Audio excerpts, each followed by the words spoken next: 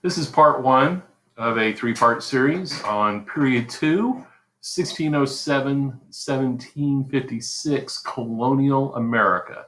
This is made for students of AP U.S. History, and I am Mr. Michael Gillette from Champion High School, part of the Great Burney ISD. So, first of all, going into period two, there's basically five important essential things to know in AP U.S. history about the colonial period. Number one, Spanish, French, Dutch, and British colonizers had different goals that impacted the economic, political, and cultural development of their colonies and shaped colonizers' interactions with American Indian populations. So this is a classic comparison question. The ability of a student to be able to compare and contrast the Spanish experience, the French experience, the Dutch experience, and of course, more importantly for a U.S. history course, the British experience in the Americas.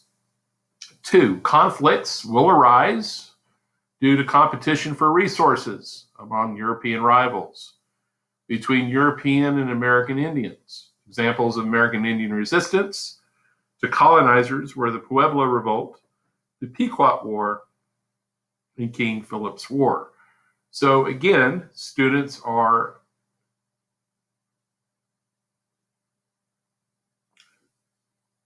responsible for explaining the clash of cultures between the Europeans and the Native Americans during period two.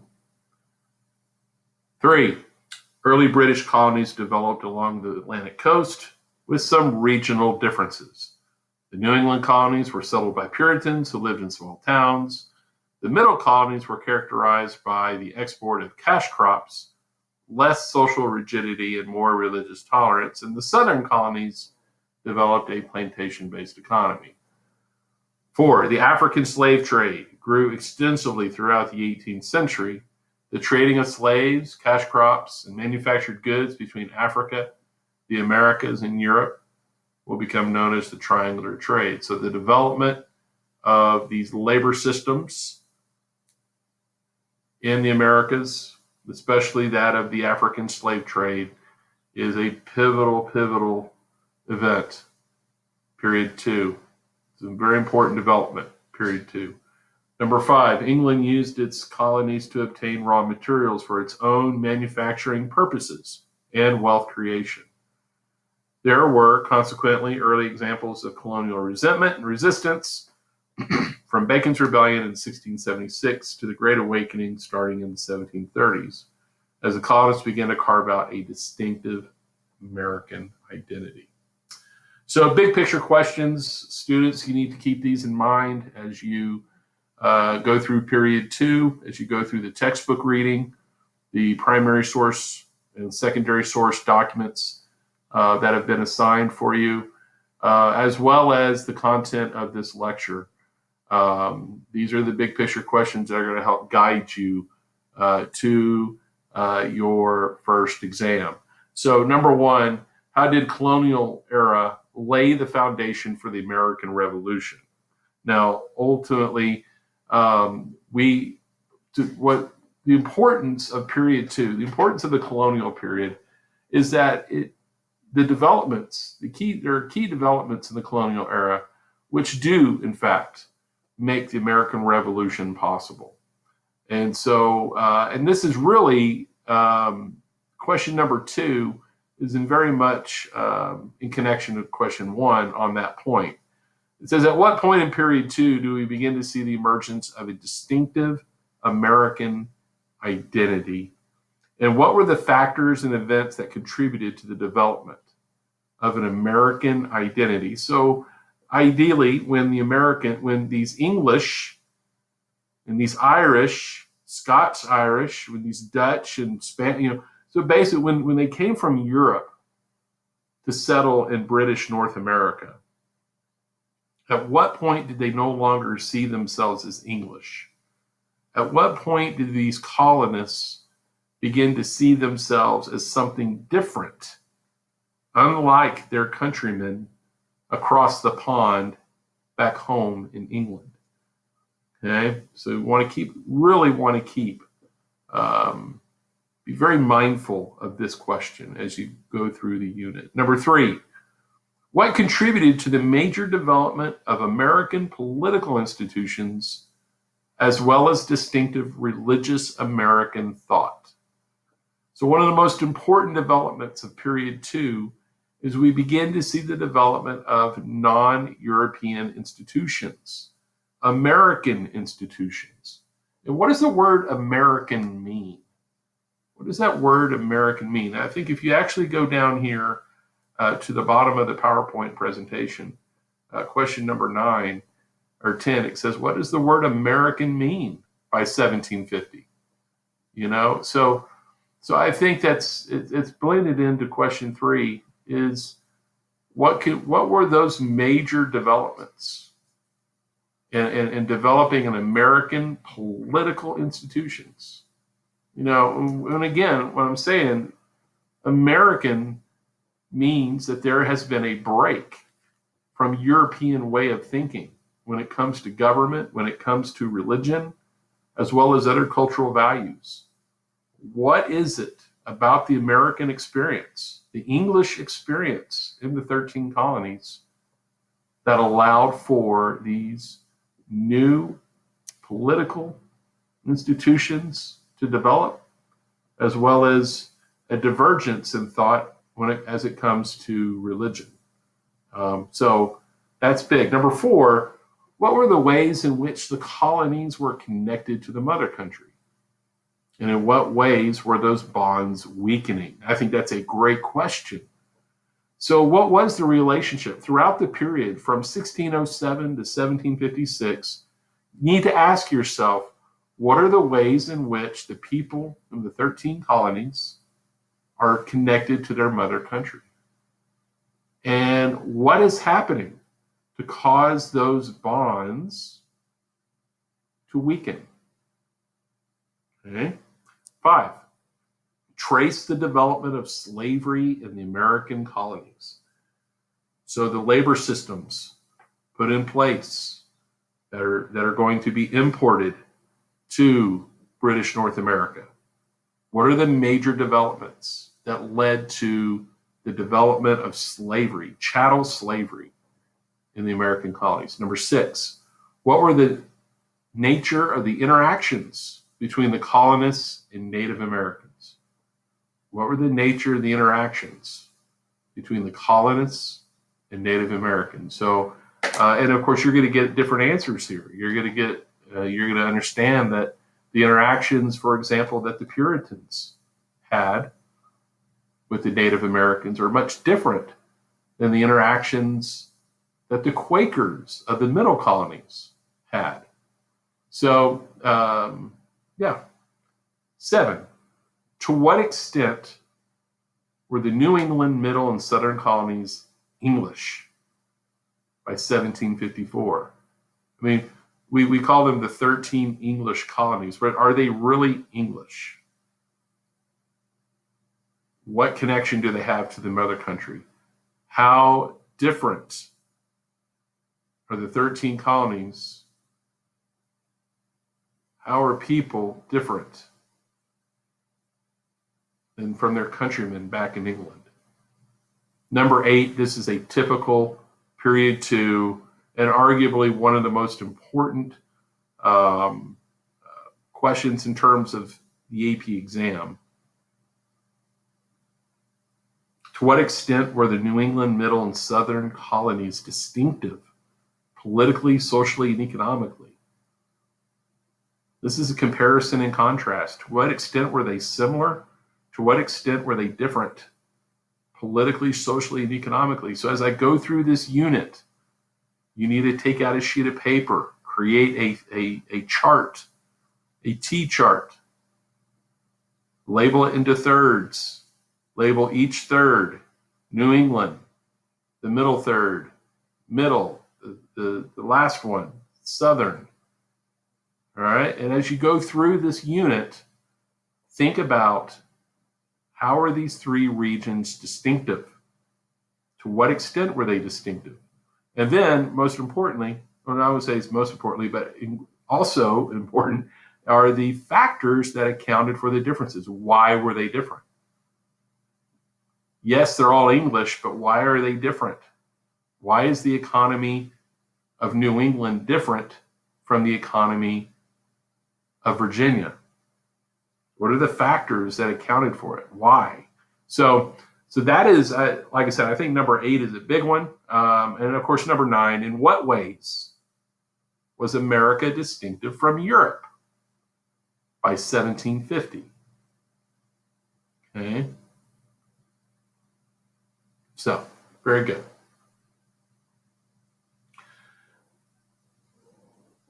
Now, here's a question, and I want you to, actually was a DBQ going back to the early 2000s. But it actually helps us understand how the College Board thinks in terms of what students they feel ought to be able to do in terms of the comparison, being able to take these regions, these three regions of the American colonies, and highlight similarities and differences. So I'll read the question for you, and I think that as you go through this unit, as you go through the readings, the textbook, and this lecture, think about this question. Think about how you would answer this question. So although New England and Chesapeake region were both settled largely by people of English origin, by 1700 the regions had evolved into two distinct societies. Why did this difference in development occur? So keep that question in mind as we go through this.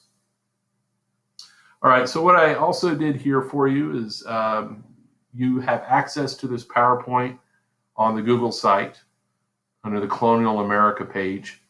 And so when you go to this slide, I actually was able to link the important documents. These are documents that, like here's a 13 colonies comparison chart, a timeline of important developments in colonial America, colonial political development chart. Albion Seed, of course, is going to be one of our in-class assignments, one of our first jigsaws that we're going to do this year.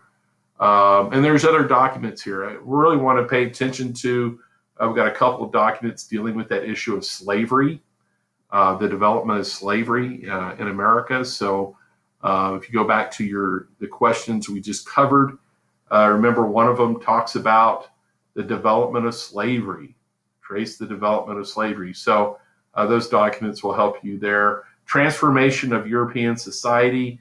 This really helps answer the question of to what extent was America distinctive from Europe? To what extent was there an American identity, a distinctive American identity by the 1750s? Okay, so those are documents you're going to be required to use and read. So download those and get busy on that.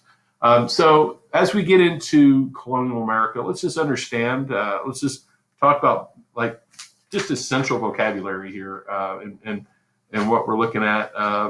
There are three basic types of colonies that are going to be established in British North America. And really, each of these colonies were influenced by the people who actually founded them. So what gives each of these colonies their character is largely rooted in the group that founded the colonies. Okay, so I think that's an important point to make before we even start to get into the history. But you had charter colonies. These are colonies that were chartered by a company that retained the rights of that state. So one of the original charter colonies, for example, will be Virginia. Virginia was established by a company called the Virginia Company. And so there you go. Proprietary colonies. basically are one or more landowners retain the rights of the state. And a lot of the proprietary colonies are going to be up here, are going to be your Quaker colonies, Delaware, New Jersey, and especially Pennsylvania. All right. And then your royal colonies, these are colonies that are controlled by the British government, by the king. Okay. So starting in period 2, we start with the planting of English colonies.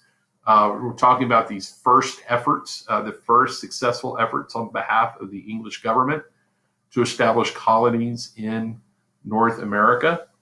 So we're going to see, kind of these are the basic bullet talking points on the left side: the development of an English empire in North America, the formation of the Chesapeake colonies, that's Virginia and Maryland.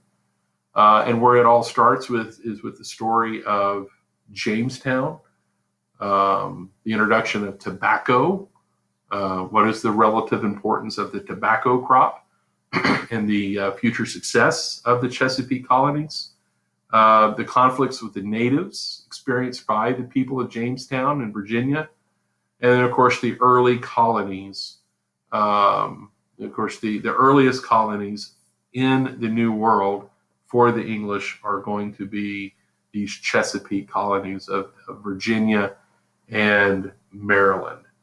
And so England's first contact with North America was John Cabot in 1497, who just essentially explored the northeast coast of what we know today as Maine and Newfoundland. Now, he didn't leave behind any permanent roots or any permanent settlements, but it becomes important to note that by the 1490s, English are very much intrigued by the possibility of maybe one day establishing colonies here. So there is what's driving English exploration. What's causing this to happen? And so capitalism, a lot of it's driven by economic concerns. It's about growing the wealth of the English empire, and the development of capitalism, expanding the English markets, trade ventures, the creation of joint stock companies, these companies that are going to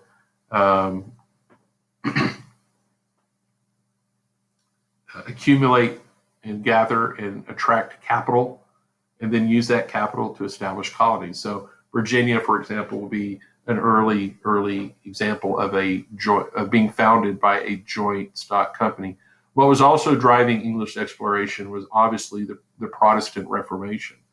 There's competition for the hearts and minds of the peoples around the world. And so you got this competition between the Protestants and the Catholics, and it is going to carry over into the realm of global exploration. Of course, it did create religious conflict in England. And because of this religious conflict in England, the Protestant Reformation is responsible for essentially the Pilgrims, the separatists, from leaving Europe and coming to America in the 1630. So also what is going to drive early English exploration is the decline of Spain. Spain's decline is marked by their defeat in 1588. Spanish King Philip is going to see his Spanish Armada destroyed by the English Navy. Of course, this is the time of the Elizabethan age. Queen Elizabeth is going to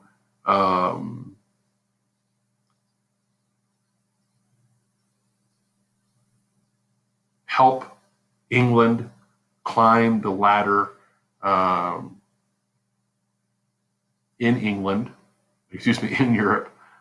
Queen Elizabeth is going to be very significant in elevating the prestige of England among the nations of Europe. And by defeating the Spanish Armada in 1588, England is now one of the more powerful nations in all of Europe. And so now that Spain's power has been reduced, England ventures out to establish colonies. And of course, she sent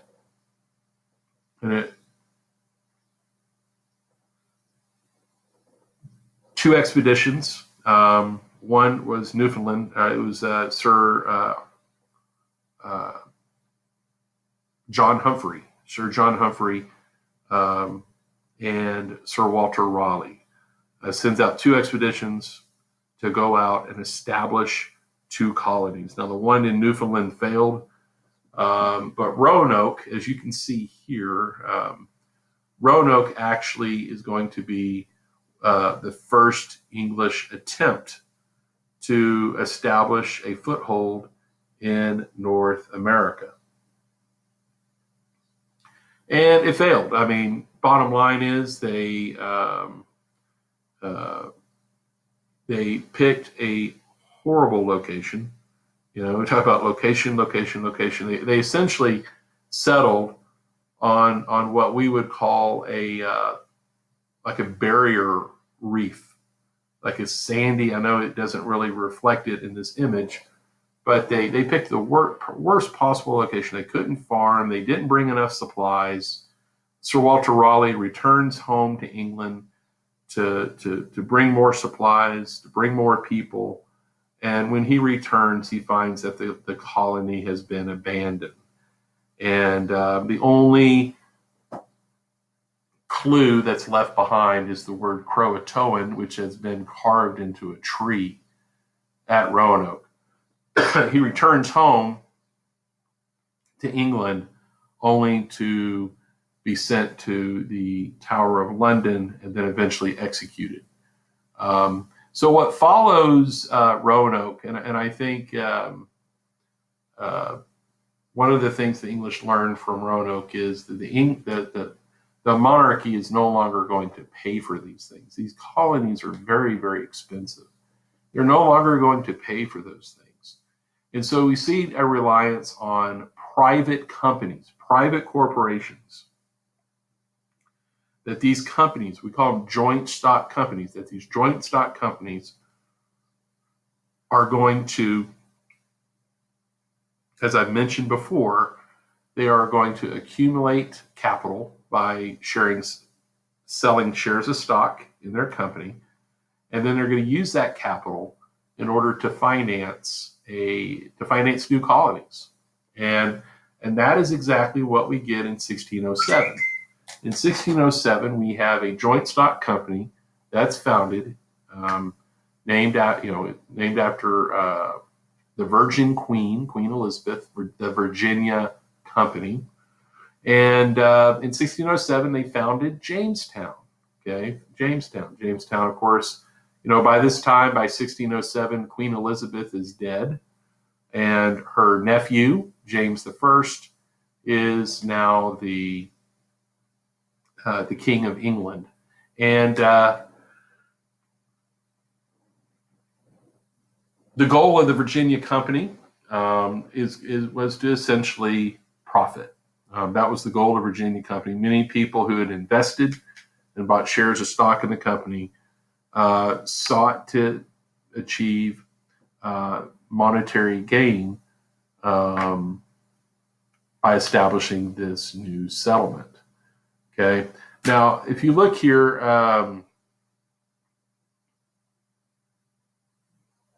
this actually shows you the final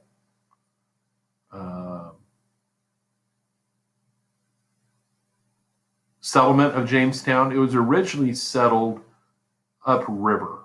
I would say upriver, but right here at the mouth of the James River. And essentially, like Roanoke, the first years of the Jamestown settlement were really, really rough. They were really, really rough. First of all, I think one of the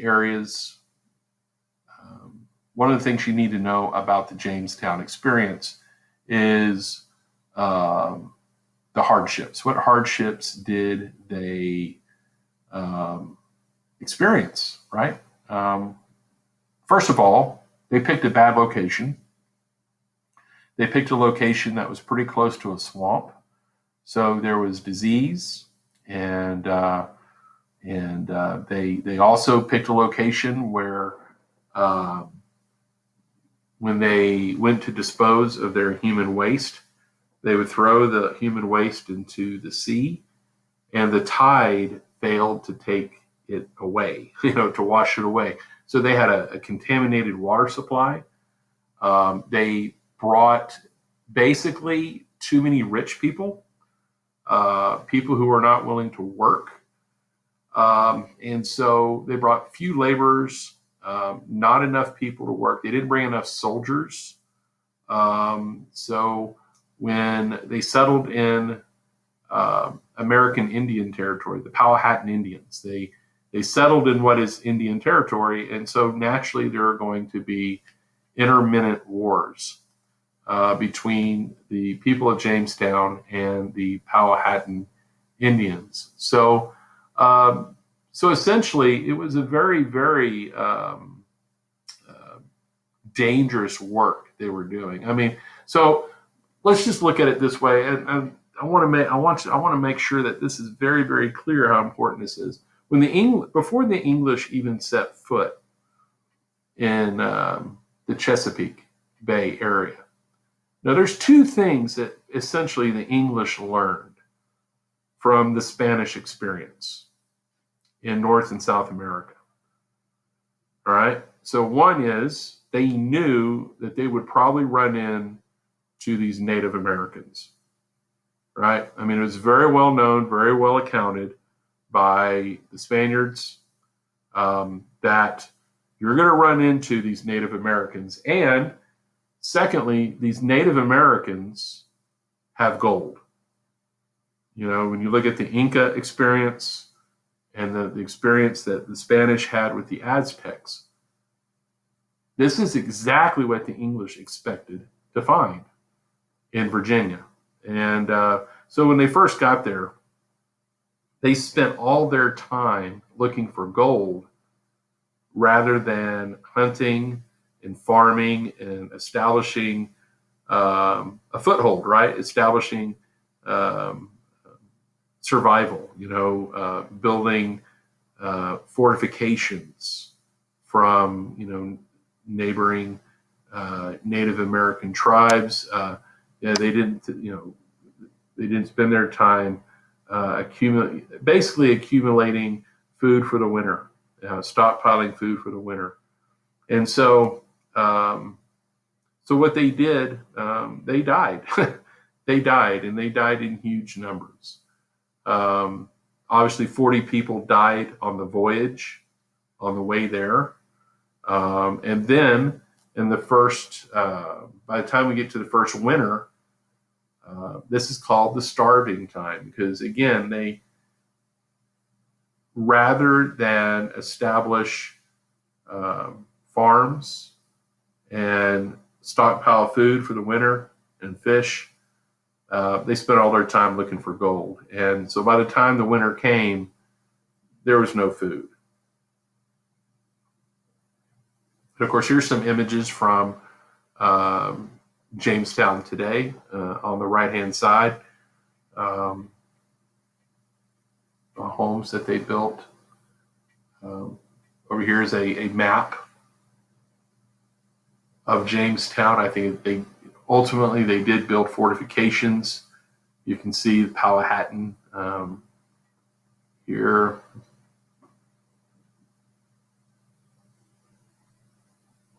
It was hard. So they arrived in Virginia at Jamestown in 1607. That's a very important date for you to remember. With 104 colonists, remember 40 had died on the boat. And by spring of 1608, only 38 were left. The rest had died. In 1609, 300 more immigrants arrived. And by the spring of 1610, only 60 survived. So between 1610 and 1624, the English are going to send a total number of 10,000 immigrants to Virginia. Now, obviously the big difference between Virginia, the Jamestown experience and the Roanoke experience is the English weren't going to quit. They had too much money. The Virginia Company had too much money invested for this venture to fail.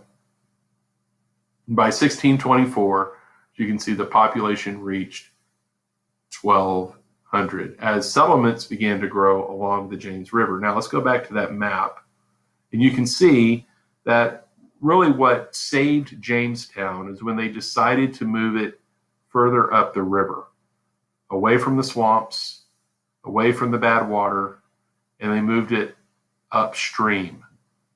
And then by the 1620s, you can see that other settlements are going to form, are going to be built along the James River. Okay?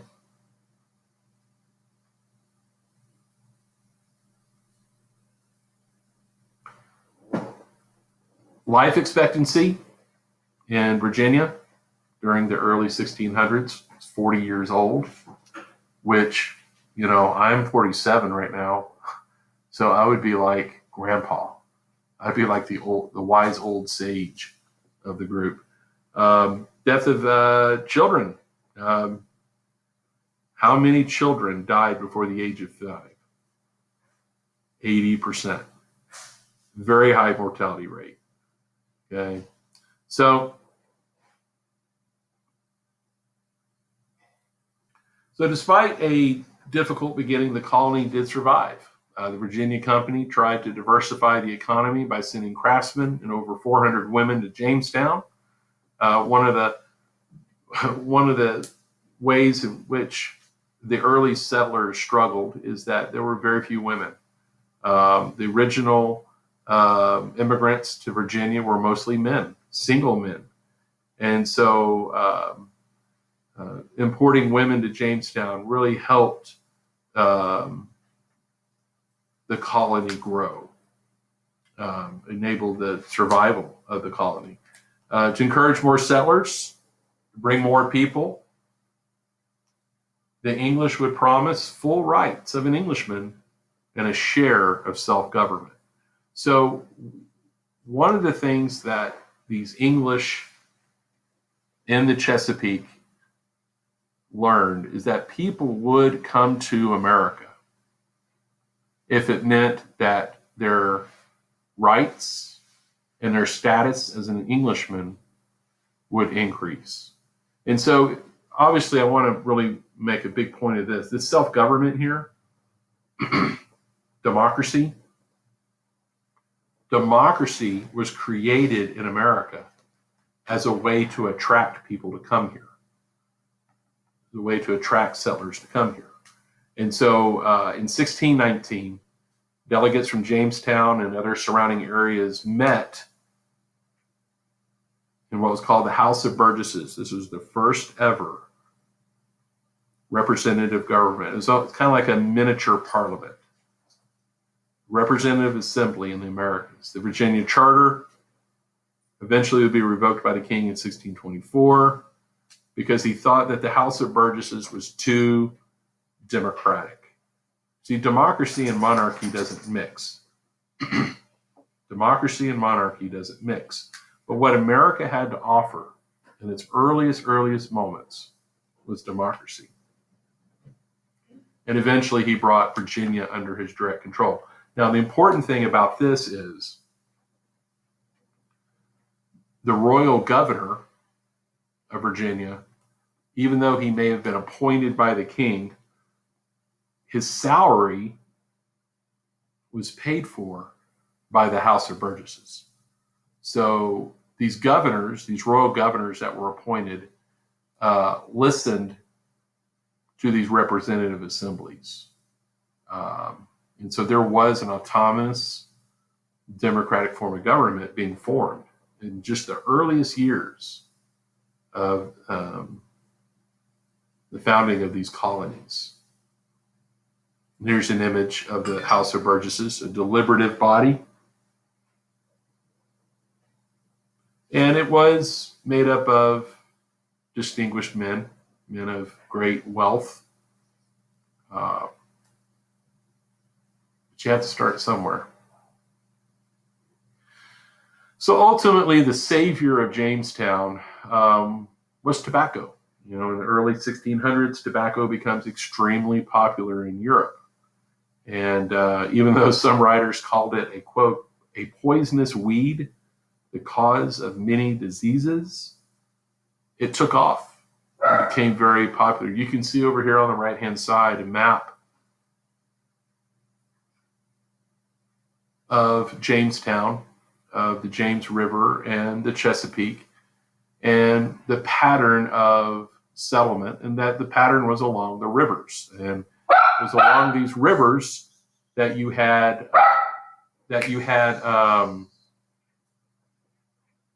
plantations, these tobacco farms, these tobacco plantations.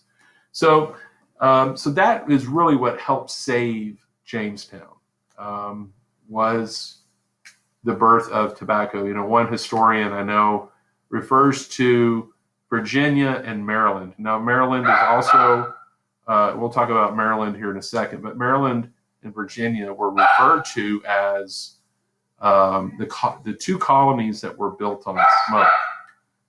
The two colonies that were built on smoke. So, my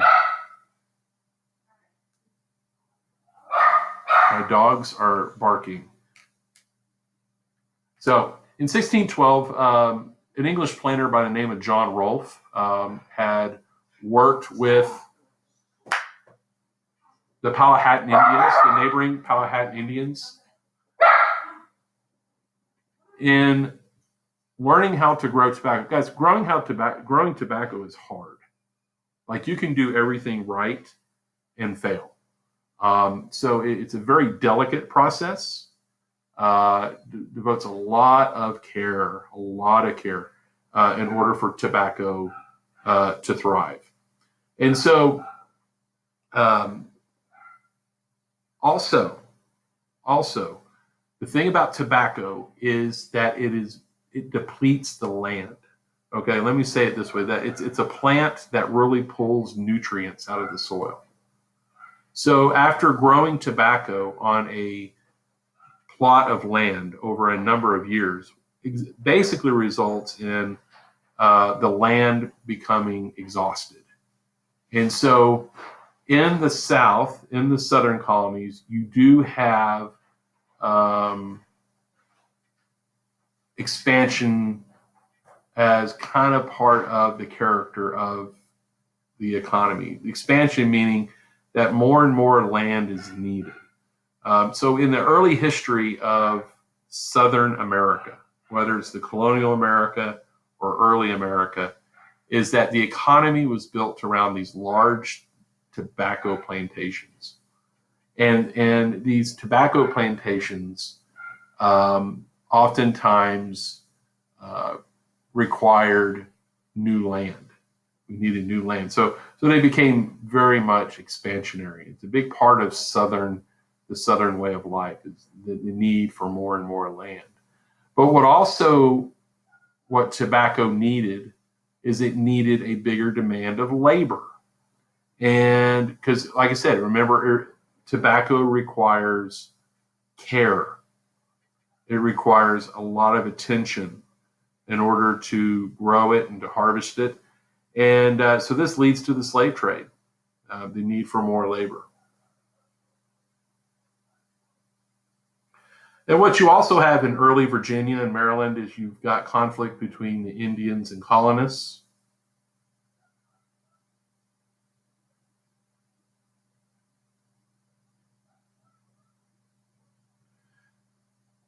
Relations between the Indians and the settlers over time grew worse. There was basic general mistrust because of this clash of cultures, which we address in period one. In period one of APUSH, pre-Columbian America, we talk about just how different Indian culture and European culture were, and how these two cultures really could not coexist very well. You find that as the English began to starve and run low on food, this led to English raids of Indian food supplies during the starving times. In fact, we'll have, as you can see, the first Anglo-Powhatan War from 1610 to 1614, in which the colonists make war on the Indians. They raid villages, burn houses, destroyed food, and this effectively ended with the marriage between Pocahontas, the daughter of the Powhatan chief, and John Rolfe. Yes, the same John Rolfe who learned from these Indians how to grow tobacco. So here you can see an image of Captain John Smith, who we'll talk about in a minute. They're about to execute him. Captain Smith, of course, eventually will become the leader of the Jamestown settlement. And here you have Pocahontas, the daughter, jumping in to save the life of John Smith. But eventually the marriage of John Rolfe and Pocahontas, not John Smith. I mean, that's where Disney gets it wrong. But John Rolfe and Pocahontas are going to tie the knot, and it brought a temporary peace. So 1614 to 1622, there's peace between the Powhatans and the English. 1622, Indians attacked the English, killing 347, including John Rolfe. So after this, the Virginia Company called for a, quote, perpetual war against the Native Americans, and the raids reduced the native population and drove them further westward. So the Second Anglo-Powhatan War was the last effort of the natives to defeat the English, and they were at once defeated for a final time. So we have a peace treaty in 1646, removed the Powhatans from their original land, formally separated England from the Indian from English settlement areas. So, Maryland. All right, so we're going to talk about Maryland. This is the second of the Chesapeake colonies. Now, understand on the AP exam, the College Board may not, when they talk about the Chesapeake colonies, they may not use the word Southern colonies. Instead, they may describe them as the Chesapeake. So if you're talking about the Chesapeake colonies, we're talking about Virginia and Maryland. And so a very important development that happens in the Southern colonies, in the Chesapeake colonies, is the development of religious toleration, the development of religious liberty. And where we have it is in Maryland, the founding of Maryland. Okay, this is a colony that was built on tobacco, founded in 1634. So this is many years after Virginia is established. It is a proprietary colony founded by Lord Baltimore, a member of a very prominent English Catholic family. And of course, the big thing is when you think of Maryland, it was basically founded for two purposes. One, to create wealth, and two, to create a refuge for fellow Catholics. So even though it was mostly a Catholic colony, Protestants would soon come in large numbers because Maryland needed labor. And just as in Virginia, settlers were promised easy and cheap access to land. And despite the tensions between the Catholics and Protestants, Maryland is going to flourish because of tobacco. But the big term here, this big note card term, the Act of Toleration. So the Maryland legislature is going to pass in 1649 the Act of Toleration, which provided freedom of religion to all Christians. All right, now it's important to note that it denied religious freedom to atheists and to Jews. In fact, atheists and Jews were subject to execution in Maryland. So when you're talking about religious freedom, it wasn't religious freedom for all. It was just religious freedom for all Christians. Okay, so which is it's noteworthy because by the 1750s there are tens of thousands of Jews living in the colonies, throughout the colonies. So, but Maryland, understand that it is known for its being Catholic in nature. Here you could also see, this is probably a better map of the Chesapeake colonies and how it looked. Notice that you don't see a lot of settlement into the interior of Virginia and Maryland, that they're basically settling along the coast, probably where the soil is of high quality. And of course, any incursions made westward are going to be made along rivers, among the many rivers that branch off of the Chesapeake Bay. And so, yeah. So basic way of life in the Chesapeake colonies, it was very inhospitable for the earliest settlers. Disease was a big problem, including malaria, dysentery, and typhoid fever. The life expectancy was not very high. In fact, half the people born in Virginia or Maryland hardly made it to the age of 20, and only half of the people lived to the age of 40. So that it was a very high loss of life. Very few women, very few families. Therefore, there were a lot of young men who were frustrated in their lack of getting married, and any growth of the Chesapeake colonies wasn't because of birth rates; it was because of immigration. Over time, as conditions improved, and as settlers developed natural immunity to various diseases, the population in the Chesapeake colonies will increase. And with more women, as I mentioned earlier, being imported, coming to the Chesapeake, that meant more families and a growing population. So you can see a population chart here from 1610 to 1750. And you really start to see around about 1650 or so, really the white population make a tremendous spike. And of course, along that, we see the Native American population decrease, in large part due to the white man diseases. And then, of course, we see the story of the introduction of slaves from Africa into the Chesapeake, where even though the first slave ships arrive in 1619, it's really not until the turn of the century, around 1700, that you begin to see a massive spike in the number of African slaves. So, talking about the tobacco again. Tobacco. Of course, it started in Jamestown. It thrived all throughout the Chesapeake region.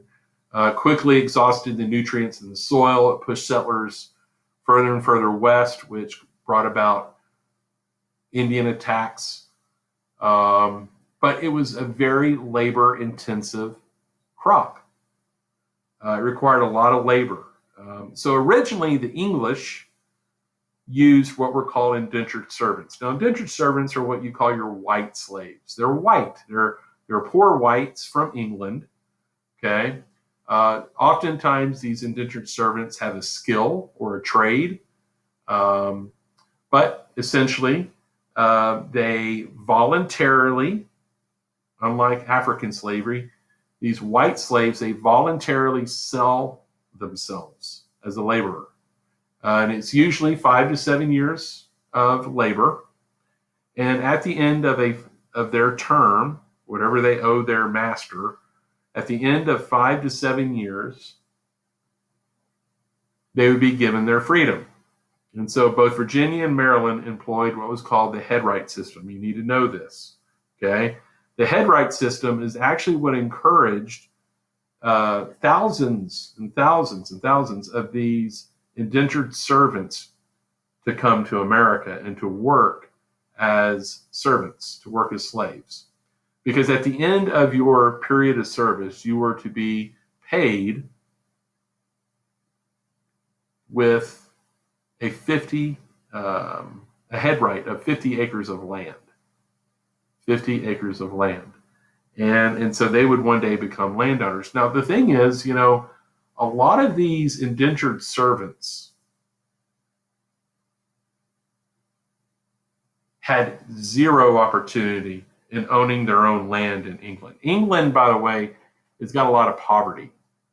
England has got a lot of poverty. England, in fact, most Englishmen back in England are renters. There is no possibility of owning their own piece of land. And so this is why so many poor white Englishmen were willing to become indentured slaves in order to gain passage to America and then to put in hard labor once they got here. So your average indentured contract was 5 to 7 years. They were promised what was called freedom dues, that if you worked 7 years, 5 years, whatever, then your freedom would be the head right, the 50 acres. They were forbidden to marry, right? Now, of course, many of these indentured servants would have their sweethearts or their wives sent over after their service to their master was completed. But most indentured servants were unmarried. And they were very lonely, and they were forbidden to marry by their contract. At 1610 to 1614, only 1 in 10 outlived their indentured contracts. Think about that. So the fact is that most indentured servants did not live to get their freedom dues. And if they did live, they were poor, discontented freemen with very little economic prospects. In fact, a lot of the land that they would be given would be oftentimes of very poor quality, or located out in the western portions of the colony where they were constantly subjected to Indian raids. And that's what Bacon's Rebellion was. Bacon's Rebellion. So with Bacon's Rebellion, rich landowners in the east, which we call the Tidewater, the people that live along the coast, as you've seen in the maps that I've shown you. And the poor, those that live in the west, those that live in the frontier of Virginia, there's a lot of tension there. Okay, there's a lot of tension between the rich landowners in the east and all these poor former indentured servants living out in the frontier.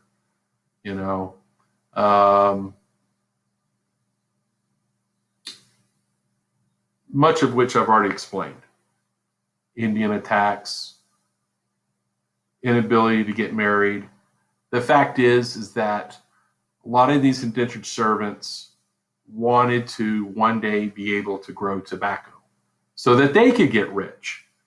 And unfortunately, because of the land, the caliber of land that they were given by the aristocrats living in the Tidewater, they were denied that opportunity to grow tobacco. Plus, a lot of the land that they were given, those head rights, were away from rivers, and there were no roads, guys. There were no roads. So to transport tobacco to market was very difficult because tobacco is transported in what are called hogshead barrels.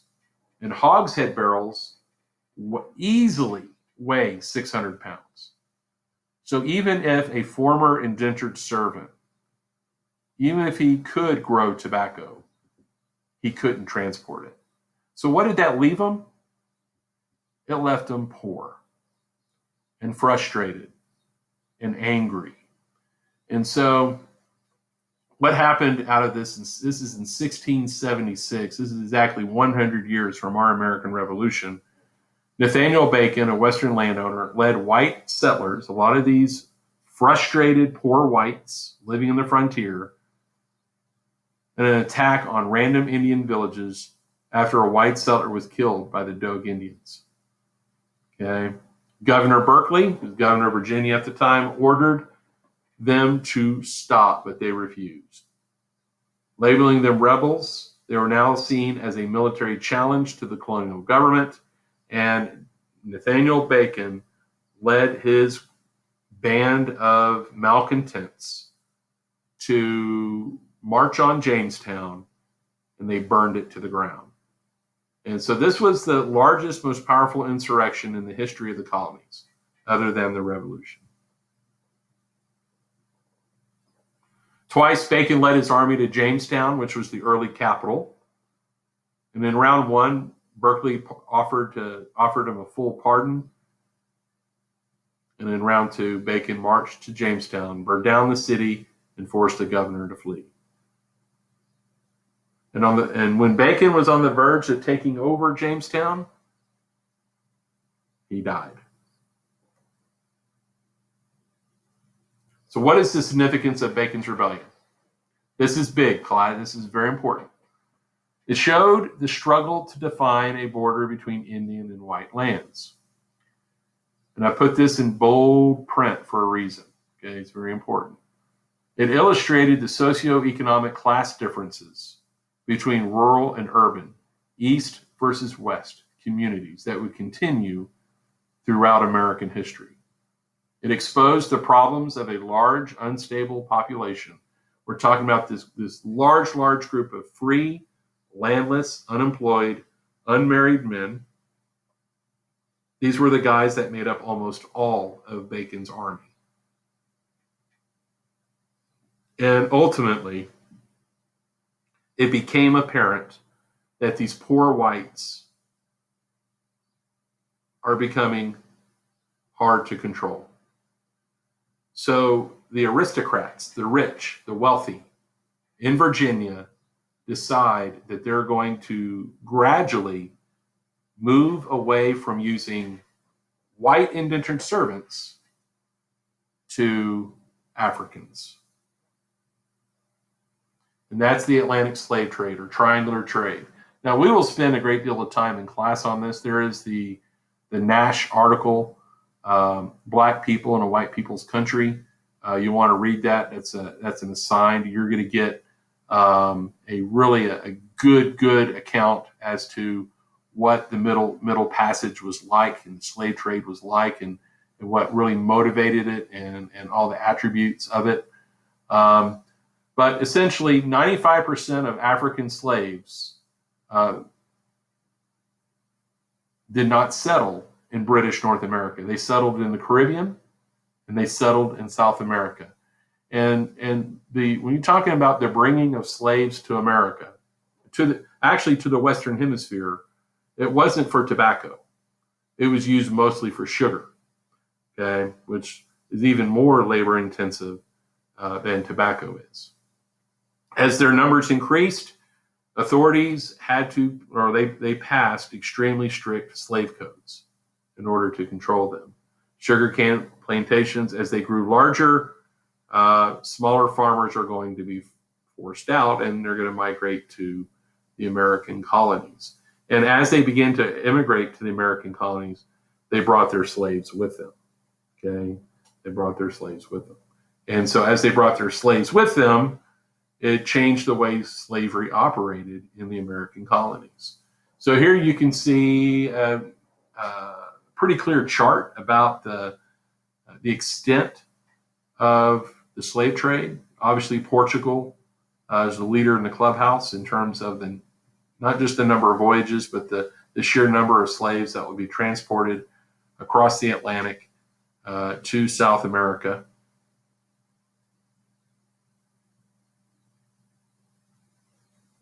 Britain is going to come in at number 2, but in a large part, guys, this is Caribbean. I mean, they had a number of colonies in the Caribbean, and so the bulk of these slaves were used in those sugarcane British colonies.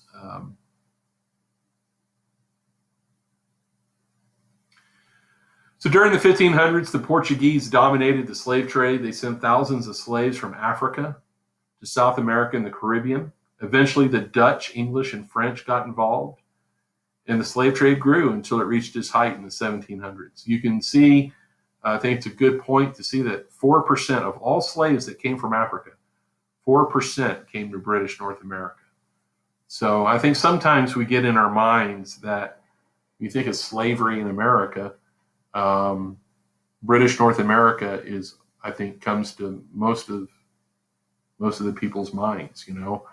I will tell you that the United States is going to eventually be one of the last remaining countries that had slavery in the Western world.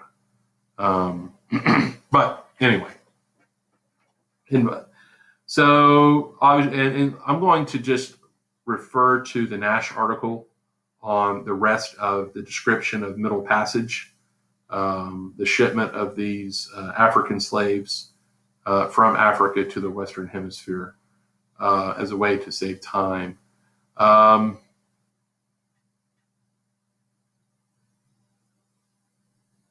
Yeah.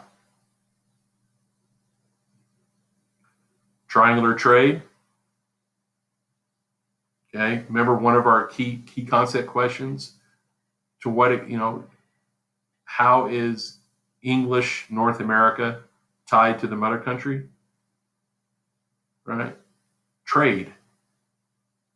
This is a very prominent trade network. Triangular trade. Here you can see a chart showing the number of African Americans in blue.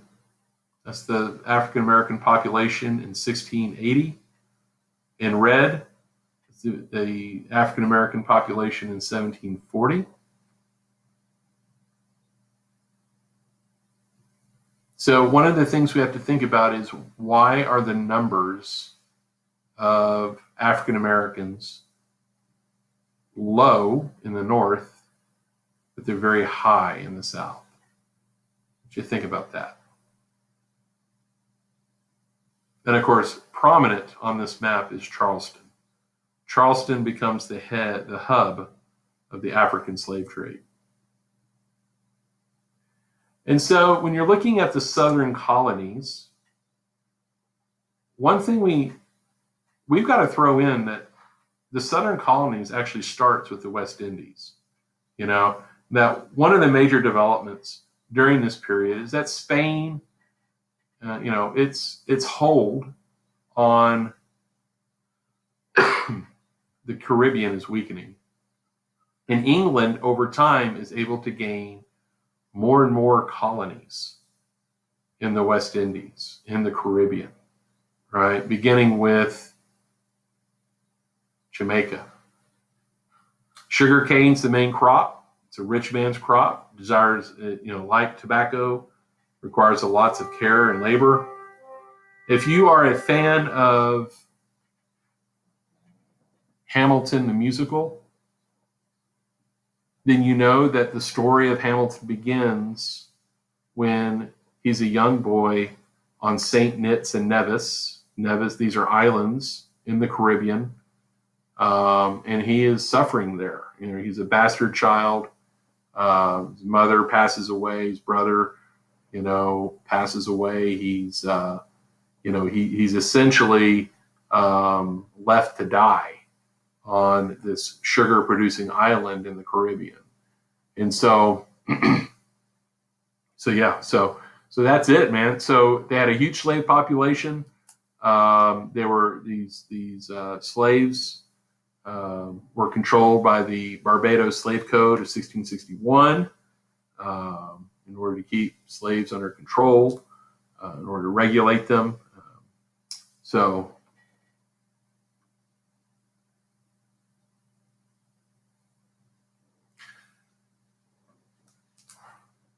Another set of southern colonies are the Carolinas.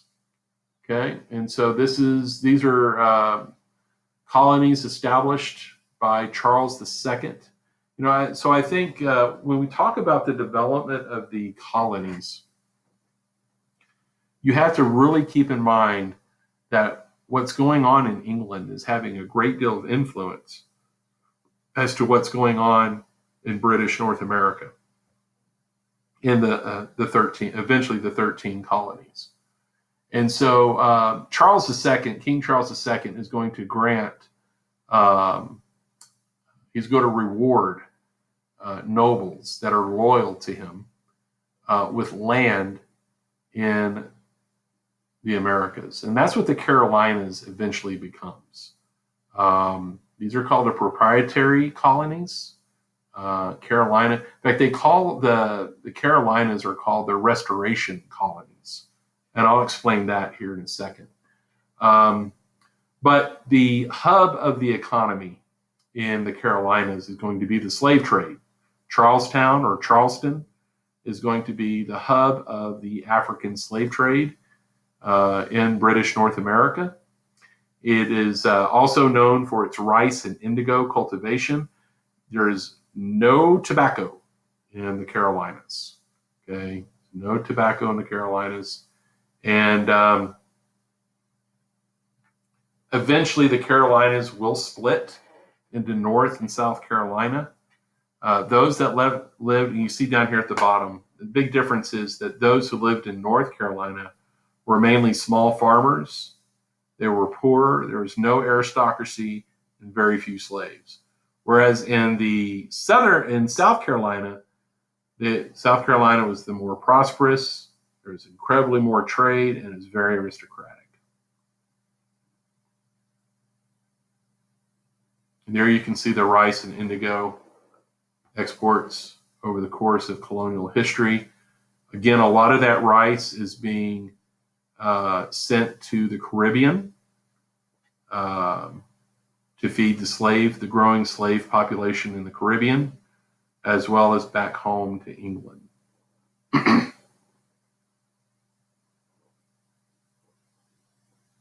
Kind of talked about them already, North Carolina.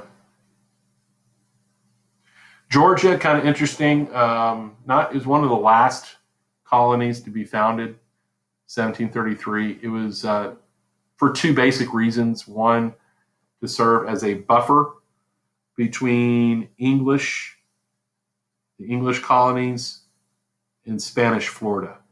They wanted to create a little buffer zone to protect them. When the original early settlements in Georgia is going to be Savannah, right on the coast. Okay, but anyway, that being said, the second major reason for Georgia, the founding of Georgia, is it becomes a debtor colony. England, back home in England, jails are filling with debtors, people who cannot no longer pay their debts, pay their bills. So they get sent. They clear the jails and they send them to Georgia.